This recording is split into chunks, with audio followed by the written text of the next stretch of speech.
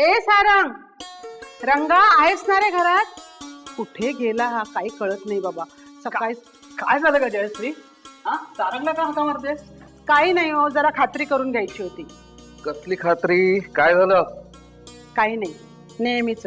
नेहमीच म्हणजे काय? म्हणजे पुन्हा देवासमोर प्रसादाची वाटी रिकामी मिळाली. अच्छा, म्हणजे नैवेद्याच्या वाटीतलं लोणी सागर कोणी खाल्लं याची खात्री करून घ्यायची तर. तुझा संशय कुणावर आहे? नाही म्हणजे तू ज्याच्या समोर नैवेद्य ठेवला असशील तो काही हात पुढे करून तुझं ते तूप लोणी साखर खायला येणार नाही. हसा हसा तुम्ही, पण माझी खात्री आहे सीमानच लोणी साखर खाल्लं असणार. खाल्लं तर खाल्लं, बिघडलं कुठे? बिघडलं काही नाही हो, पण सारंगला सुद्धा आवडतं लोणी साखर खायला. मग सीमाला सुद्धा आवडत असेल. आवडतं ना. सारंगला चिडवायला आधी घाईघाईनं लोणी साखर फस्त करायचं आणि मग त्याला जाऊन सांगायचं. मग सुरू होतं त्याचा ठणाणा. होऊ दे ग, दोघं जण अजून लहान आहे. लहान आहे म्हणूनच मी खबरदारी घेते. आधी खात्री करून घेतलेली बरी. जयू, सीमा तुझी सख्खी मुलगी आहे, विसरू नकोस. हा ना.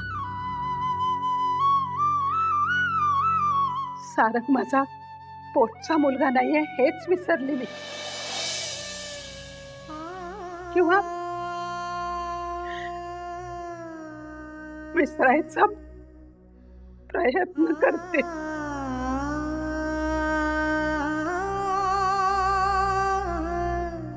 जयू, तुझे डोळे पाणावलेत, ते आधी पुस बघू. तुझ्या डोळ्यात अश्रू बघितल्यावर सारंग किती डिस्टर्ब होतो माहितीये ना तुला? कोण कुठला मुलगा आपल्या घरी हक्काने वाढला. नाना, काय म्हणालात तुम्ही? काही नाही सुनबाई. नाही, तुम्ही म्हणालात ते अगदी बरोबर म्हणालात, पण असा सूर का लावलात? तसं नाही ग सुनबाई, हा देवाचा न्यायच मला कळत नाही. अगं तुला मुलांची केवढी हौस, आणि झाल्या तीनही मुलीच. मी मात्र असं कधीही म्हणणार नाही बरं का की मला 3 मुली आहेत. उलट माझ्या मुलींचा मला अभिमान वाटतो. मी अभिमानाने म्हणेन मला 3 मुली आहेत आणि त्या या दुनियेमध्ये माझं नाव रोशन करतील. तसं नाही रे. अरे जयश्रीनं किती व्रतवैकल्य केली, उपास तापास केले, नवस केले.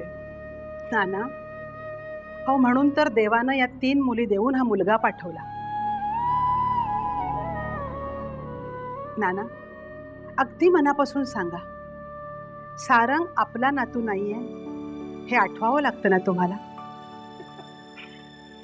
अहो, आठवावं लागतं याचाच अर्थ तो आपला नाही याचा विसर पडलाय तुम्हाला, हो ना? नाना, नातं हे मान्यावर असतं. मला सांगा, कुठल्या विश्वासानं मी यांचा हात हातात धरून या घरात आले, आणि काय खात्री वाटली तुम्हाला की तुम्ही तुमचा मायेचा हात माझ्या डोक्यावर ठेवला? सांगा ना. खरंय पोई, आयुष्याचं तत्वज्ञान तू आज माझ्यासमोर मांडलंस. हा ना. अहो, मी काय तत्वज्ञान सांगणार? मी एक साधी सुधी संसारी बाई, पण सारंगला पोटाशी धरताना माझा ऊर समाधानानं भरून येतो. मग आता नैवेद्याची वाटी लोणी साखरेने भरून ठेव. सारंग आता एवढ्यात येईलच. अहो, पण तो गेलाय कुठे? अगं इथे जवळच गेला, येईल. अहो, जवळ म्हणजे कुठे? स्कूटर मध्ये हवा भरायला गेला. कमालच करता हा तुम्ही. आता त्यात कमाल कसली? अहो नाना, स्कूटर मध्ये हवा भरायला गेलाय म्हणजे तो सायकल सारखी चालवत तर नेली नसेल ना त्यांनी स्कूटर? अगं कसं शक्य आहे ते? अहो, तो स्कूटर मध्ये हवा भरायला गेलाय म्हणजे तो स्कूटरवर बसून चालवत नेणार स्कूटर.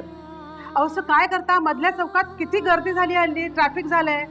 अगं मी सारंगला सांगितलंय की मधल्या चौकात, आय मीन एरवीच स्कूटर जरा सावकाशच चालव. अहो, पण तुम्ही मुळात त्याला हवा भरायला पाठवलंच कशाला स्कूटर मध्ये? मी कुठे त्याला स्कूटर मध्ये हवा भरायला सांगितलं? अहो, पण तुम्ही त्याला अडवायला नको होतं का?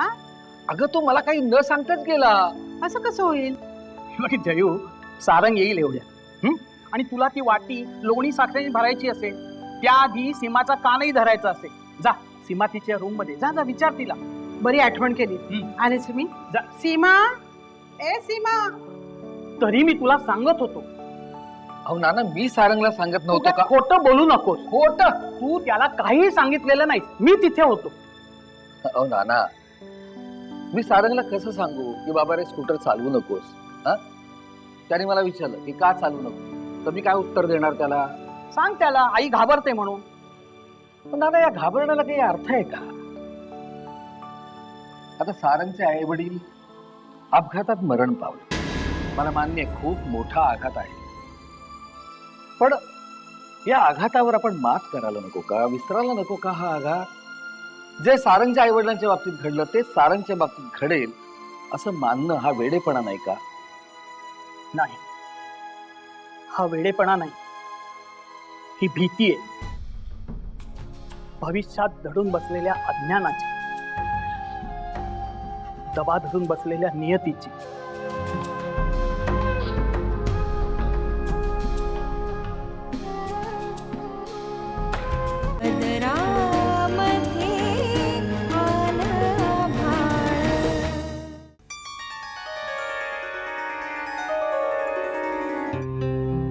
नाना, आता रात्रीची कसली देवपूजा करताय? देवपूजा नाही ग, मी आपलं सहज बसलो होतो. नाना, रोज रात्री झोपण्यापूर्वी तुम्ही काय करता हे विसरलत वाटतं. काय करतो ग? दूध पितो. मग या प्या. जयू, तू हे जे रोज रोज दूध प्यायला लावतेस ना, तुमच्या प्रकृतीसाठी चांगलं आहे ते. आता या वयात कसली प्रकृती राखायची आहे? नाना, याच वयात प्रकृती राखायची असते. हो, मग प्या. अगं पण प्या म्हणते ना. ठीक आहे, आता तुझ्या समोर कोण नाही म्हणणार. आईला सीमा, अय्या, कशाला आली होतीस? हे काय नाना दूध प्यायले? म्हणजे काय? मी नेहमीच दूध पितो. अहो पण त्याच्या आधी तुम्ही काय काय ते बोलतात ना, ते सगळं बोलून झालेलं आहे, तू काळजी करू नकोस. म्हणजे मी जरा उशिरा चालले बाई. गधळे, आपल्या आजोबांची थट्टा करतेस? आता आजोबांना त्रास देऊ नकोस. हा, आणि आली होतीस कशाला? अरे हो, टेबल आवरलंस का? तुझं नेमून दिलेलं काम आहे ते. बघावं तेव्हा तुझ्याऐवजी नेहमी रेखाच टेबल आवरत असते. जाऊ दे ग. अहो जाऊ दे काय, मुलीच्या जातीला कामचोरपणा बरा नाही. रेखा प्रज्ञाची मला अजिबात काळजी नाही, पण हे शेंडे फळ आहे ना. जयू, मला तिघींची अजिबात काळजी वाटत नाही, पण खरं सांगू, तुझी फार काळजी वाटते. म्हणजे? अगं, सगळ्यांची काळजी करता करता तुझं काय होईल याचाच विचार करतो मी. ना. अरे हो सीमा, तू काहीतरी सांगायला आली होतीस ना? आणि काय ग, सकाळी सारंगसाठी ठेवलेलं लोणी साखर तूच खाल्लंस ना? त्याची क्षमा मागायला आली होतीस? हो सीमा, बरी आठवण झाली. ते लोणी साखर तूच खाल्लंस ना? नाना, धन्य आहात तुम्ही. अगं, मी आता सहज बोलून गेलो. आजोबा, मलाही बऱ्याच गोष्टी सहज बोलता येतात. सीमा, आजोबांना धमकावते? नाही, पण त्याची काही हरकत नाही. म्हणजे डॉक्टरांनी नाही म्हटलं आणि नाना उसाचा रस प्यायले तरी चालेल. अगदी दुपारच्या चहाला नानांनी फरसाण खाल्लं तरी. जयू, अगं तुझं कुठे कुठे लक्ष असतं? हा? आई, मी पण तुला तेच सांगायला आले. काय? अगं, तुझा सारंग आहे ना, म्हणजे आपला सारंग, तो या शनिवारी बाईक घेऊन साताऱ्याला चालला. नाना, नाना आलेच मी. काय हे सारंगला सांगणार? जयू,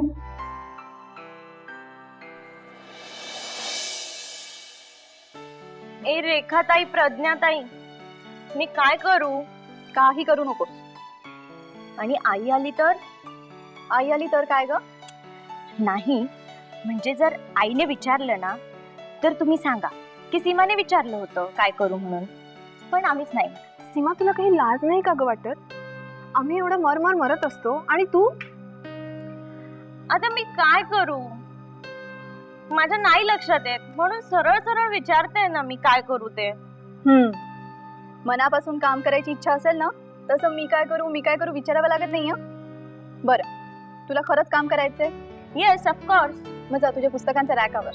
त्यात सारंगची पण पुस्तक आहे. मग काय यावेळेस सारंगची टर्न आहे. कसली टर्न? रॅक आवरायची. सीमा बेबी, आता एका गोष्टीची आठवण करून दिली ना तर रागावू नकोस हा. बोल. लास्ट टाइम रॅक आवरायची टर्न तुझी होती आणि तरी सुद्धा बिचारे सारंगला आवरावं लागलं. मग तेव्हा मला खोकला झालेला ना. प्लीज तुम्ही दोघी जरा गप्प बसाल का? ताई, ही तू प्रज्ञाला सांगतेस? हे मी तुला सुद्धा सांगतेय. सीमा, सारंगशी तुलना करणं सोडून दे. मी काय केलंय? अगं, तो आपल्या तिघी बहिणींचा एकुलता एक भाऊ आहे ना? हो, बिनबुलाया मेहमान. कशी बोलते बघी. खरं तेच सांगते. सीमा, तू म्हणते ते अगदी खरंही असेल. नव्हे, खरंच आहे. पण मग आता आहे ना, मग मान्य करायला काय हरकत आहे? माझी हरकत आहे. पण का? तसं काही नाही ग. सारंग जेव्हा आपल्याकडे आला तेव्हा माझं वय काय होतं? असेल साधारण 5 वर्ष. सारंगही माझ्या एवढाच, कदाचित 4 महिन्यांनी लहान असेल. मुद्द्याचं काय ते लवकर बोल. आई येईल एवढ्यात. मुद्दा हाच की माझं बालपण माझं राहिलं नाही. त्यात हा वाटेकरी आला, त्यातून हा मुलगा, आणि आईला मुलाची केवढी हौस होती. म्हणजे शेंडेफळ असूनही मी मोठी ठरले. पण वागत नाहीस ना मोठ्यांसारखी. नाही त्या गोष्टींसाठी त्या बिचाऱ्या सारंगला जबाबदार धरत असतेस. मी माझं काय झालं ते सांगितलं. त्यापेक्षा सारंगचं काय झालं ते बघा. मला अजूनही तो दिवस आठवतो. एका दिवसापुरता त्या दिवशी सारंग आपल्या घरी राहायला आला होता. 2 कपडे आणि बॅट बॉल एवढंच घेऊन तो आला होता. त्याच्याशी खेळायला म्हणून आईने आम्हा दोघींनाही घरी बसवलं होतं. शाळेला सुट्टी म्हणून आम्ही दोघी अगदी खुश होतो. आणि मी तेव्हा तू शाळेत जात नव्हतीस, कारण तुला कांजण्या येऊन गेल्या होत्या. 1 दिवसाकरता राहायला आलेला सारंग 4 दिवस झाले तरी घरी जाईना. आणि मग एका रात्री फोन आला. काका काकू अपघातात दगावले होते. एका क्षणात सारंगला आपलं म्हणून कोणी राहिलं नव्हतं. विचार कर सीमा, त्या पोराची समजूत आईने कशी काढली असेल. सकाळी सांगायचं आई बाबा दुपारी येतील, दुपारी फोन करायचं, नाटक करायचं आणि सांगायचं की आई बाबा रात्री येतील. आई बाबांची वाट बघत सारंग असाच पेंगून झोपून जायचा. आता मला सांग, आपल्याच घरात आई बाबा नानांच्या मायेखाली वाढलेली तू, तुझं बालपण सारंगने कसं का शेअर केलं? आज आमच्याजवळ बोललीस, बरं केलं. पण एवढं लक्षात ठेव, स्वतःचा विचार स्वतः करण्याइतकी तू मोठी झाली आहेस. आता कुठे निघालीस? पुस्तकांची रॅक आवरायला. राहू दे, बस जरा. पण एवढं लक्षात ठेव, सारंग जर इतक्या तिथे आला तर त्याला कळू द्यायचं नाही आपण कशाबद्दल बोलतोय ते. कळलं का? ताई, सारंग येवाना सगळं विसरला असेल? कसं शक्य आहे? त्याचा तो दिव्य मामा आहे ना, सारखं त्याला आठवण करून द्यायला. कोण? तो बाबू मामा? हो, तो बाबू मामा ना सारखं त्याला पोटाशी धरून खोटं खोटं रडत असतो. बघ ना, एवढ्या वर्षात सगळं बदललं, पण हा बाबू मामा मात्र काही बदलला नाही. मला जर कधी रस्त्यात भेटला ना तर मी ए प्रज्ञा, आईनी सांगितलंय त्याच्याशी बोलायचं नाही आणि त्याला ओळखही द्यायची नाही. तुला काय वाटलं मी काय रस्त्यात उभी राहून त्याला हाय हॅलो करत बसणार आहे? ए पण संध्या मामी चांगली आहे ना बिचारी? चांगली माणसं खूपदा बिचारीच असतात ना. आता हा तर्क तू कशावरून लावलास? आई सांगत होती सारंगचे आई बाबा खूप खूप चांगले होते, पण त्यांनाही अपघाती मरण यावं ना. पण सीमा, शेवटचा श्वास घेताना आपला मुलगा आई बाबांजवळ सुरक्षित आहे या विचाराने काळे काका किती निवांत राहिले असतील ना. हे त्यांचं भाग्यच नाही का? ताई, मला सांग, आई बाबांची मी जास्त लाडकी असेल की सारंग? आता या प्रश्नाचं उत्तर तूच शोधायचंस. मी? अर्थात तूच. कारण असला विचित्र प्रश्न तुला कसा सुचला? आईने कधीतरी तिच्या वागण्यात तुम्हाला फरक जाणू दिलाय का? हा, तो मुलगा तू मुलगी एवढा फरक होणारच, पण सारंग आणि सीमा या 2 मुलात आई बाबा नाना किंवा आम्ही दोघी कधीच फरक नाही करणार. ताई, मग तुला काय वाटतं, आई सारंगला परवानगी देईल? प्रज्ञा, हे काय बोलतीये?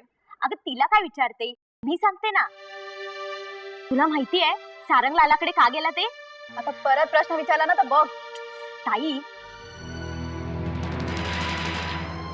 काय? खरं तेच सांगते. आईला माहितीये हे, तुम्ही सांगितलं तर विश्वास बसेल तिला. पण हे नक्की खरं आहे? अगं खरं सांगते ना. चल चल चल, आईला सांगितलं पाहिजे. चल.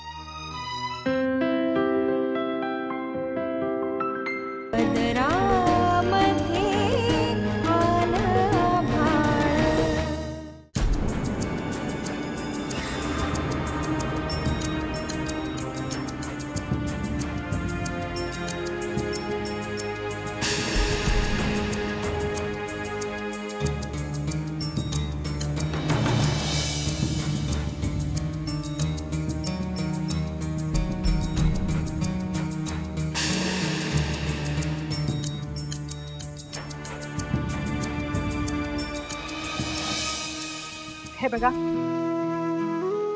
रंगा घरात आल्यावर मीच त्याच्याशी बोलेन. कोणीही त्याच्याशी काहीही बोलणार नाही. पण तो आल्यावर तू त्याच्याशी बोल मात्र. बोलल्याशिवाय राहते की काय? बाईक घेऊन साताऱ्याला निघालाय म्हणे. मला न सांगता न विचारता. तरी नशीब सीमानं त्याचं बोलणं ऐकलं म्हणून. महाशय एवढे मोठे झालेत की स्वतःचे बेत स्वतःच खायला लागलेत. अहो काल परवापर्यंत साधा शेंबूड पुसता येत नव्हता त्याला.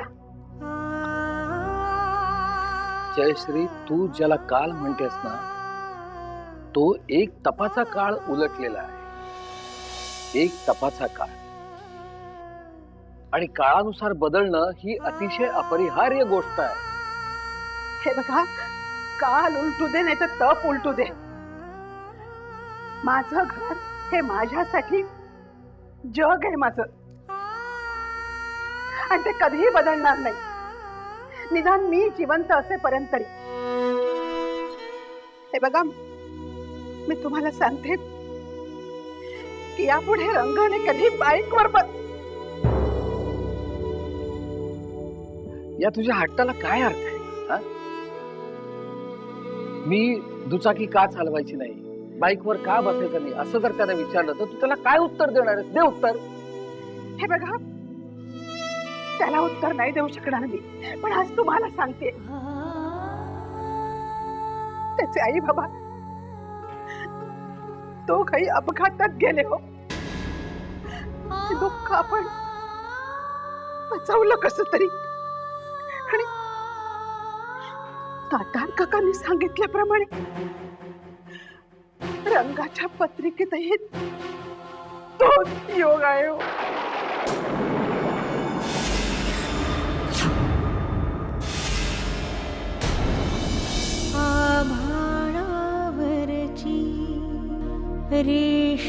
रेषतळेनं